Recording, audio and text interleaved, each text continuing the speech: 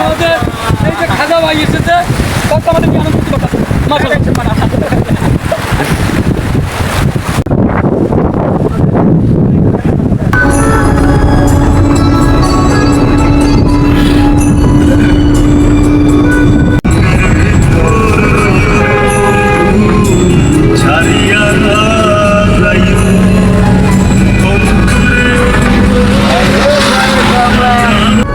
আসলে বরিশাল থেকে আসবে বা দূর দূর অঞ্চল থেকে পাথরঘাটা নামক সুন্দর জায়গা দেখতে আসবেন, আগে খোঁজ খবর নিয়ে আসবেন। বরিশাল থেকে অনেক কষ্ট করে আসছি, কিন্তু আসলে দেখার মতো এখন পর্যন্ত কিছু দেখি নাই। তবে পরিস্থিতি সামনে কি হয় দেখা যায়, আসেন এই সামনে কি পাওয়া যায়। জিনিস না পাইলো বাংলাদেশের এই সাবমেরিন প্রথম সে পাথরঘাটা জঙ্গলে নিক্ষেপ করা আছে। ফেসবুকে আমার পাথরঘাটা কি আছে? হ্যাঁ, এই আসল দৃশ্য এইখানে, আসল দৃশ্য হচ্ছে এই জায়গাটা যে এমন উন্নত, মানুষের যারা পর্যটকরা ঘুরতে আসে রিসোর্টে যে ঘুরতে যাইবে এই জায়গাটা পর্যন্ত পরিস্থিতির অবস্থা দেন। ওই যে বড় বড় ভাষা পাথরঘাটা মাছ পাওয়া যায়, আসলে কি একটু বুড়ি মাছ কেমন জিনিসটা হেই আমরা দেই নেই মোরা বুঝলি। এখানে বড় মাছের বাজার শুনছি, আসলে মাছের বাজার কেমন হে মোরা দেই না শুধু চোখে।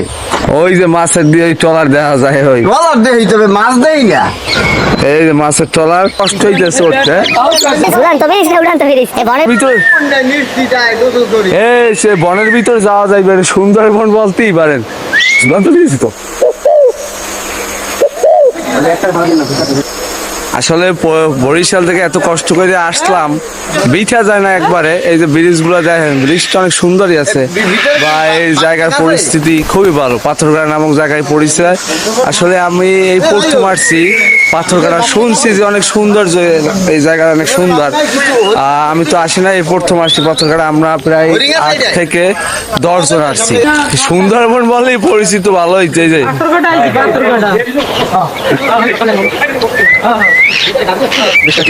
যদি একটু অন্ধকার হয় তাইলে তো খাইছে, কতদূর যাওয়া লাগবে হাইটে যাই না। সামনে সামনে সুন্দর জায়গা আছে, কলা বাগান আছে, বা বন প্রাণী, কিছু বন্য প্রাণী দেখা যাবে, কিন্তু কতদূর যাওয়া যায় দেখা যাবে তার কোনো নির্দিষ্ট নাই। প্রায় 1 ঘন্টা ধরে এরকম একটা ভাঙ্গা রাস্তার উপরে হাঁটতেছি।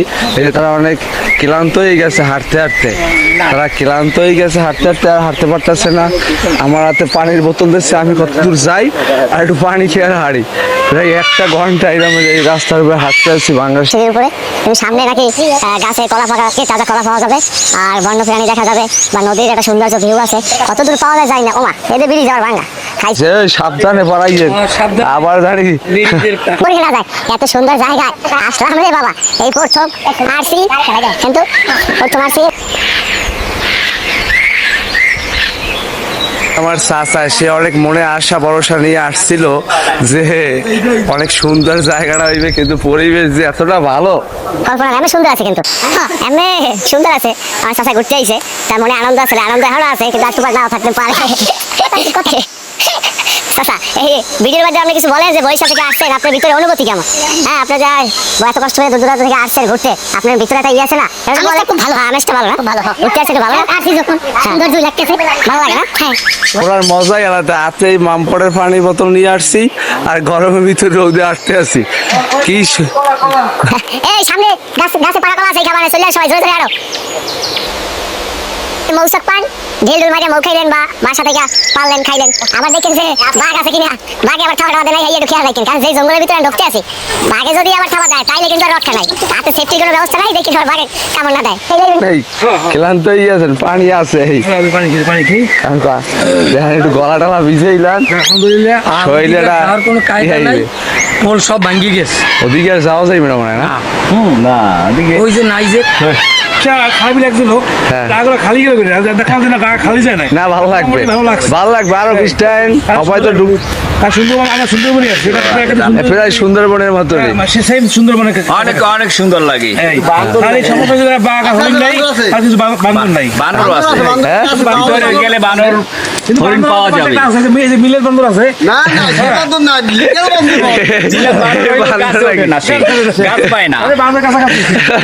কাছাকাছি।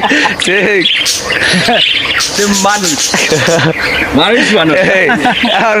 তুমি কি গাছ ধরতে পারবা? তোমার অনুভূতি অনুভূতি কেমন এই আমার অনুভূতি যা আছে হ্যাঁ। তবে গাছের ওঠার মতো অনুভূতি আমার না।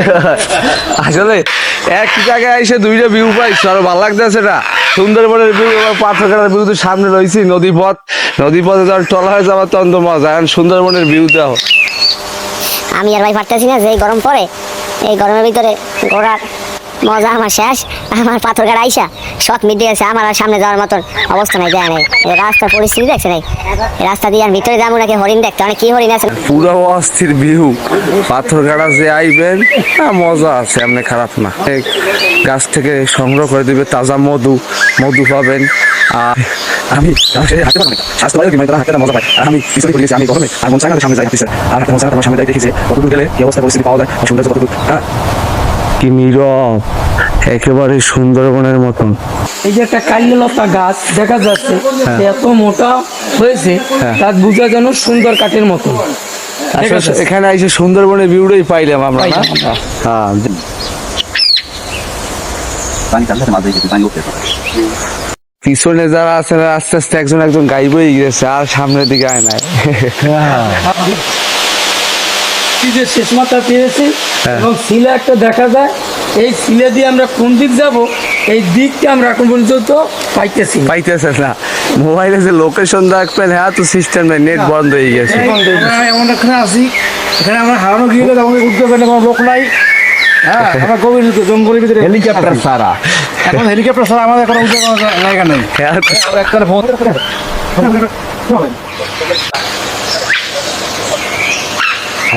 ভিতরে দেখা শেষ এবার সামনে দেখি নদীর পথে যেতে হবে পাতিলে কি ইনটেক মধু কাটেন নাকি কি বাট পাইনি বাঘ আমার বরিশাল লইয়া পড়ে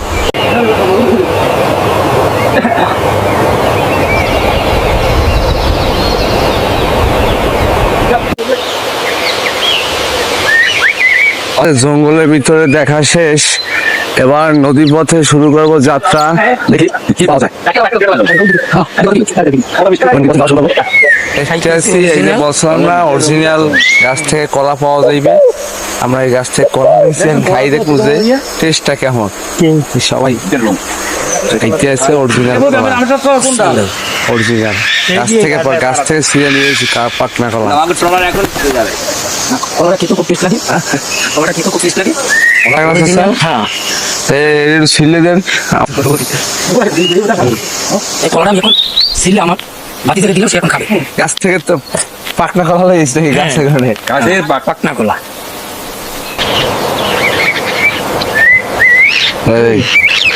সেই সব মজাই মজা